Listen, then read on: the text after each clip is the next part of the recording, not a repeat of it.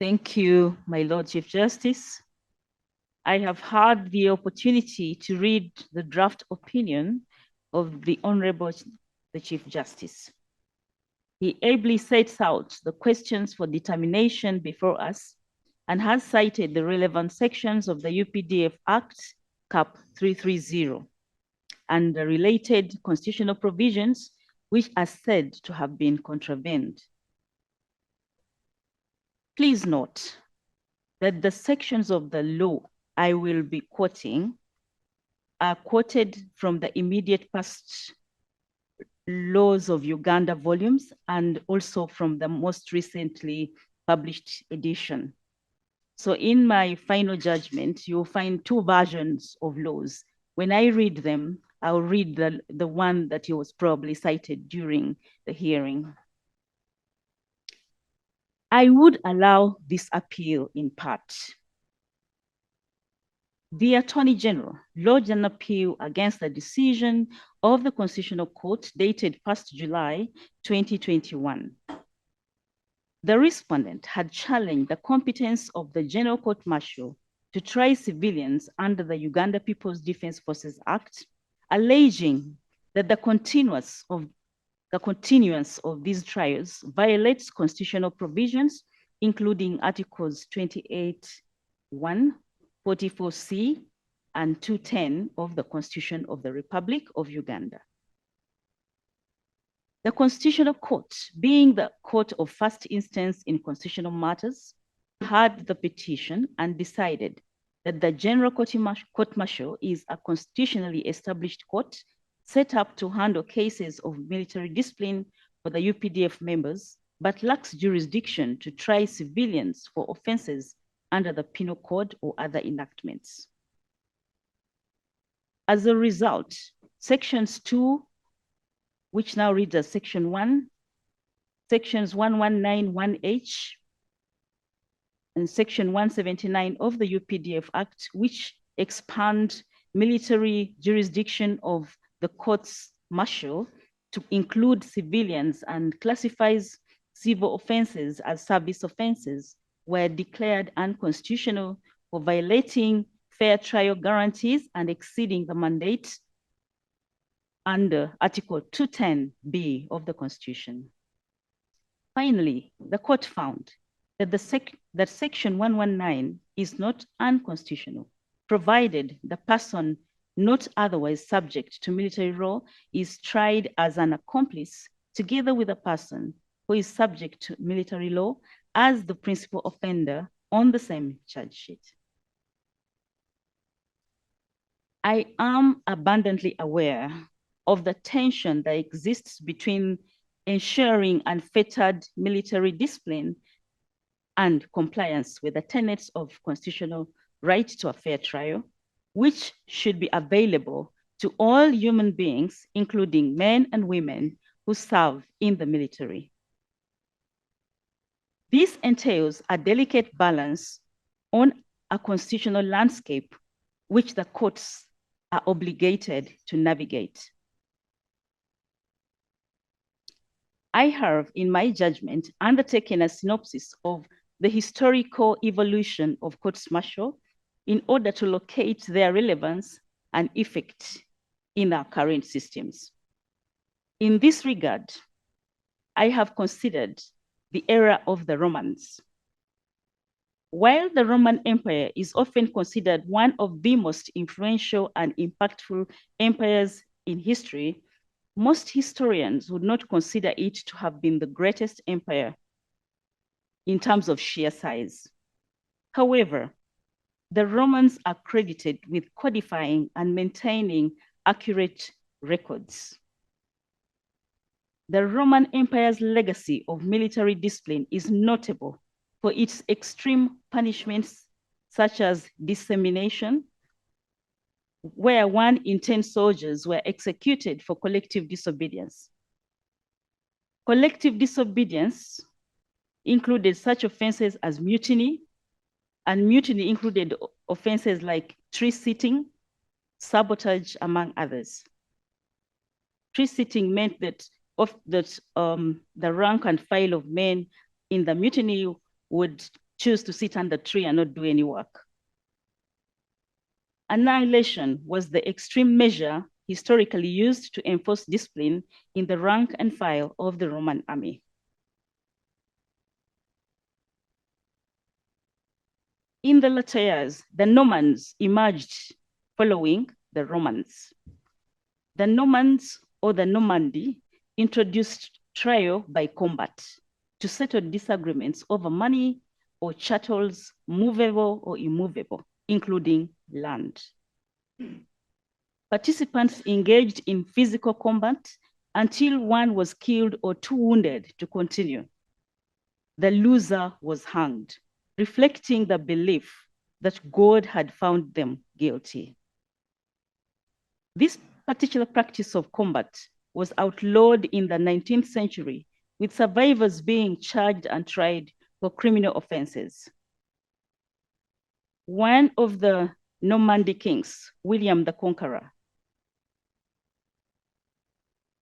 developed military justice and influenced feudal traditions in the United Kingdom, including duels and again, trial by combat.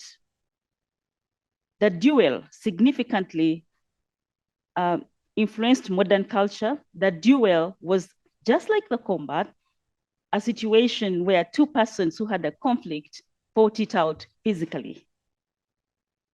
The duel in our modern days is the equivalent of the adversarial system in the court where lawyers for and against parties do battle.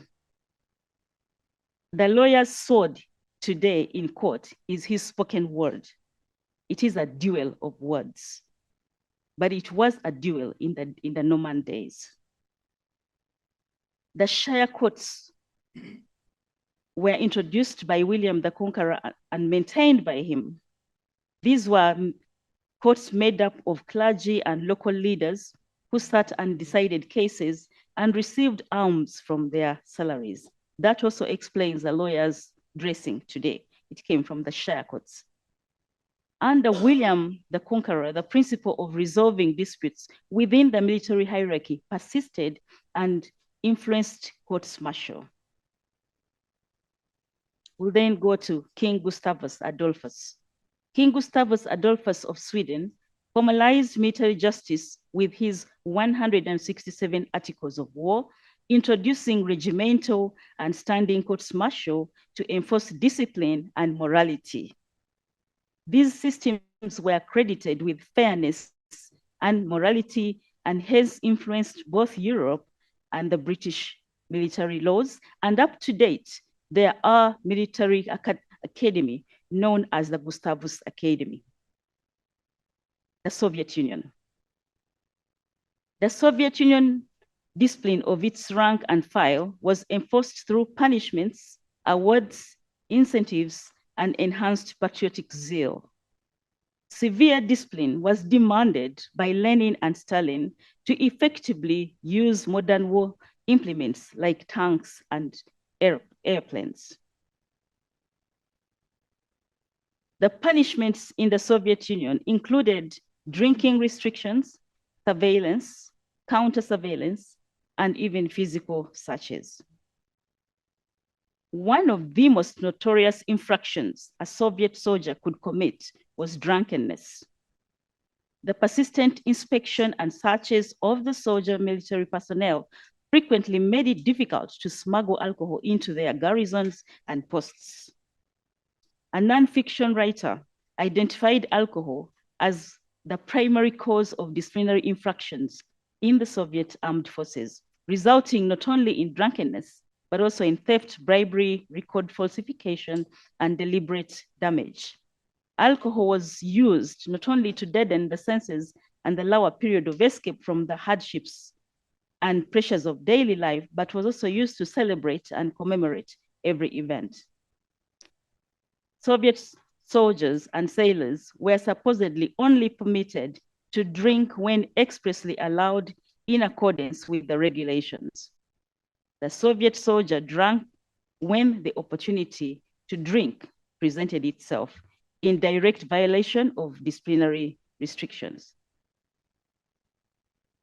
They were so starved of drinking that they resorted to drinking the eau de cologne, eating shoe polish when vodka was unavailable. This infraction, though minor, could lead to severe punishment, including imprisonment or banishment to Siberia. The British military system, originating from the medieval court of the chivalry, involved tribunals. The decline of the court of chivalry led to councils of war, which addressed offenses such as mutiny and desertion. They enacted the Mutiny Act of 1789, which established a legal framework for the courts-martial, ensuring discipline while introducing procedural safeguards. Key issues included the struggle for control over the military justice system and the development of military due processes. The American military justice system originated during the Revolutionary War, drawing heavily from the British military codes. Post-World War II dissatisfaction with the wartime military justice led many Western countries to adopt more judicial approaches and procedures in their military justice. The American military justice has often seen the intervention of the US Supreme Court in military matters. The question of the status of the offender are constantly under review. A status of the offender determination by the courts helps in restricting which offender is liable to appear and be tried before a court-martial. Often, the spouse or dependent of a serving officer and a civilian worker connected to the military either lose or have their day in court when found offending. The cases of Milligan or Callaghan, Kinsella, and Curry are but a few examples of judicial review of military justice. The determination of what amounts to peacetime and wartime offenses are interrogated by the civilian courts. Uganda's military justice system. Uganda's military justice system was influenced by the British military law, partly because we were colonized by that country. Fast forward, the 1975 Economic Crimes Tribunal established by the government of the day between 1971 and 79 was established to punish profiteers, hoarders, and others acting against the state's economic interests with penalties including death by firing squad or imprisonment. During the period 1971 to 1979, military tribunals often tried civilians and soldiers alike with little regard for fairness or due process. The system was highly politicized, with military tribunals taking precedence over the civil courts. In its military institutional framework, Uganda borrows heavily from the British, the American, and indeed the Soviet or former Soviet states militaries. We have offices such as the judge advocate and the political commissar, which are vestiges of our non-aligned associations with those countries. I will now move to the matters at hand. Notably, the provisions in Section 119 are at odds with the constitutional guarantees under Chapter 4 and 8 of the Constitution of the Republic of Uganda. The current status of courts-martial in Uganda is that all officers who sit on the General Court-Martial are serving army officers who are appointed by the High Command and are men under authority at all times. This means that the setup of the military courts does not follow a process that gives assurances that they will be independent and will deliver justice without fear or favor. By the very nature of their appointment, the structure and the reporting lines, courts-martial are firmly under the superior command and possible instruction of their bosses. Articles 21 and 28 of the Constitution, which provide for equality before the law and a fair trial, offers the following guarantees. The guarantee for equality. Equality means that all persons who appear before a tribunal or court of law are treated equally regardless of their race, their gender, age, or other factors. Presumption of innocence. That an accused is presumed innocent until proven guilty. Burden of proof. That the prosecution must prove its case beyond reasonable doubt. An independent and impartial tribunal. The trial must be conducted by an independent and impartial tribunal. Opportunity to present evidence. The accused is granted the opportunity to present evidence and to challenge the prosecution's evidence through cross-examination. Right to an interpreter. That the accused has a right to an interpreter if they cannot understand the language being used in court. Protection from self-incrimination.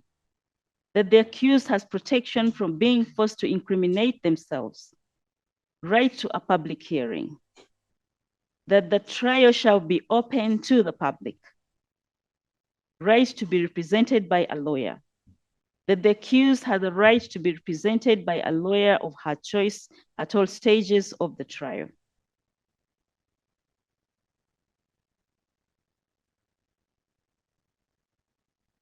I have found that the determination of the jurisdiction of the courts martial attracts investigation of the legislative intent of creating it. And I ask the question, was it the intention of Parliament to vest the courts martial with jurisdiction to try only serving officers for committing a service offense, or was it their intention to extend military jurisdiction to civilians? Reverting to the long title of the UPDF Act, it is clear that the application of the law was intended to be restrictive rather than general, as it specifically states that it is an act to regulate the Uganda People's Defense Forces. To this end, Section 197 of the UPDF Act also states clearly that there shall be a courts martial for defense forces. How does this stand with the Constitution? Article 44 of the Constitution provides 4 non-derogable rights. The safeguards given under Article 44 include protection from torture, cruel, inhuman, or degrading treatment or punishment. The second is a protection from slavery and servitude. The third is a right to a fair hearing. And finally, an entitlement to a writ of habeas corpus. Essentially, these 4 rights are established as non-derogable, meaning they cannot be taken away even in emergency situations. When juxtaposed against constitutional provisions, Sections 2, Sections 1191, G and H, and Section 179 of the UPDF Act are found to be in contravention with Articles 28, 43, and 44 of the Constitution of the Republic of Uganda. The jurisdiction of the courts martial is properly vested where there is a demonstrable connection and causal link between the service offense alleged to have been committed and the status of the offender as an active duty and image bearer of the armed forces. The status of the accused is pertinent in establishing the jurisdiction of military courts over civilians. It cannot be overstated that courts martial present a viable means of implementing military justice in a practical, efficient, and flexible manner. We would borrow from other jurisdictions which make a proposition that national defense mandates an armed force whose discipline and readiness are not unnecessarily undermined by the often deliberately cumbersome concepts of civilian jurisprudence. Yet the dictates of individual liberty clearly require a check on military authority in the conduct of courts martial. The provisions of the American Unified Code of Military Justice with respect to court martial proceedings represent a congressional attempt to accommodate the interests of justice on the one hand, with the demands for an efficient and well-disciplined military on the other hand. Indeed, the true test to be directed toward comparing courts martial with contemporary civilian forums is not that we have improved from an epoch that was said to be unjust, but rather that we are comparing favorably with the current constitutional mandate. So when I talk about the historical evolution of the military justice, the idea is not to say that since things got better, but rather to say where do we stand today? The true test ought not to be that military justice today has a semblance of due process.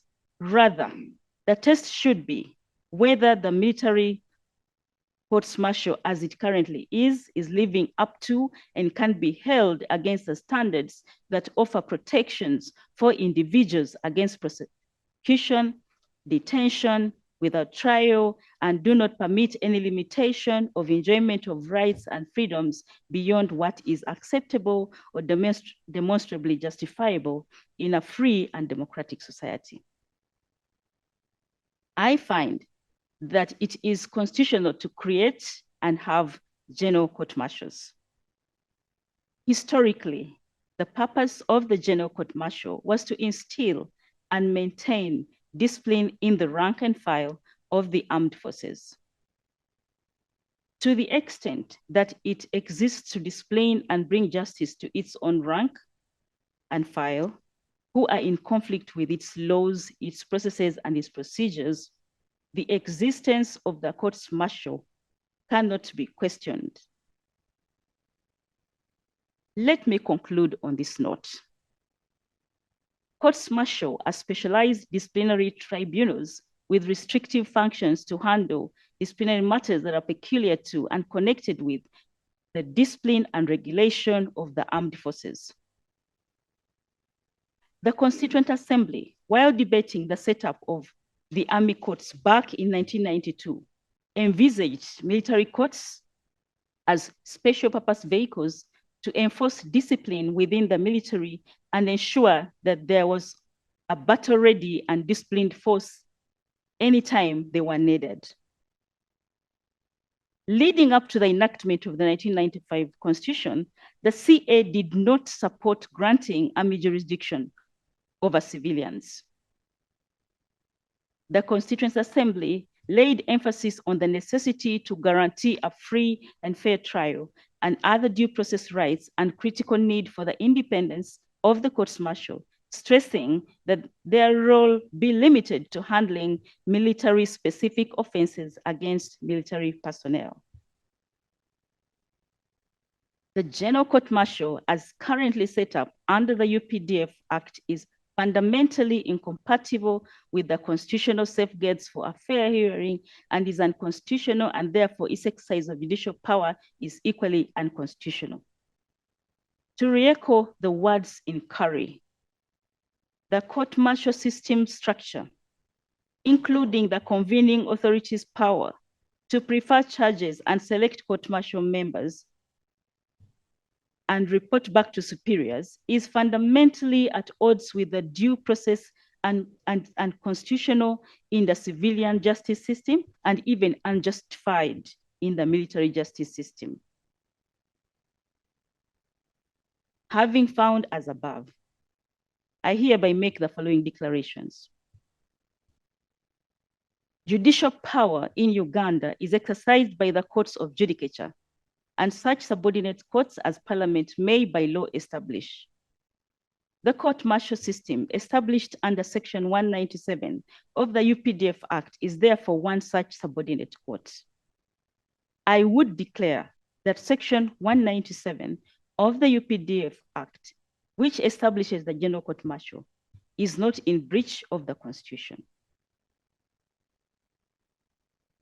However, it is an overreach when the UPDF Act creates an offense that targets persons not otherwise subject to military law, making them criminally liable before the court-martials for offenses of aiding and abetting.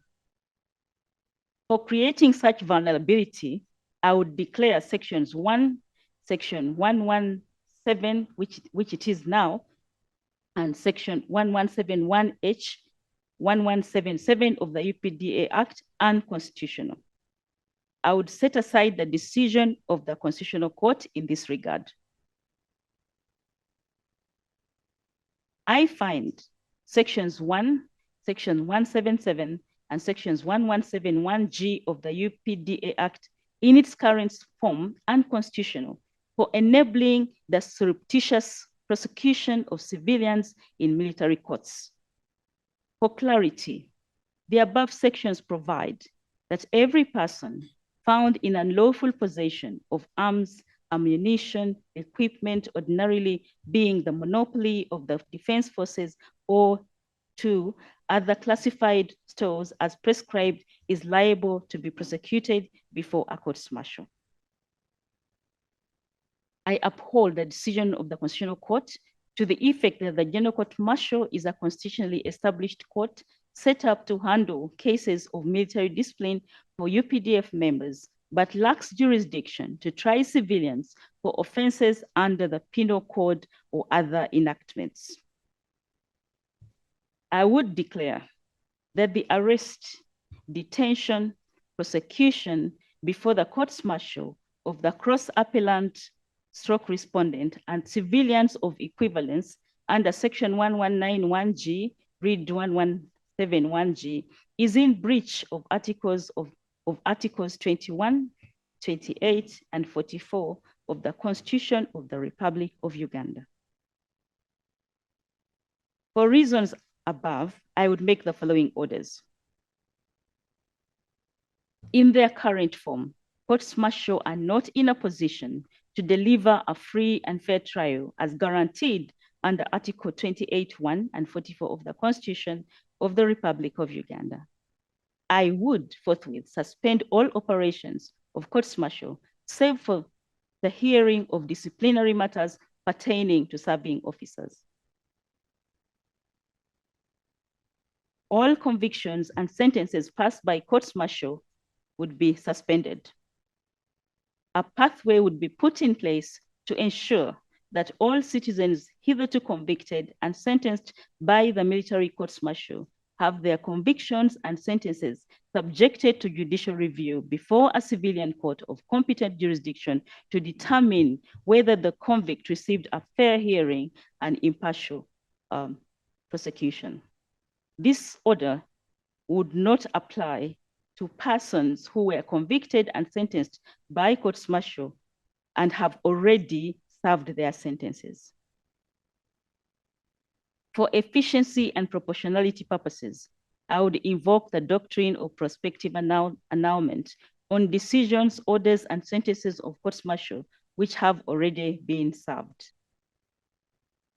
That notwithstanding, I would order that all cases currently pending trial before the courts-martial be suspended forthwith.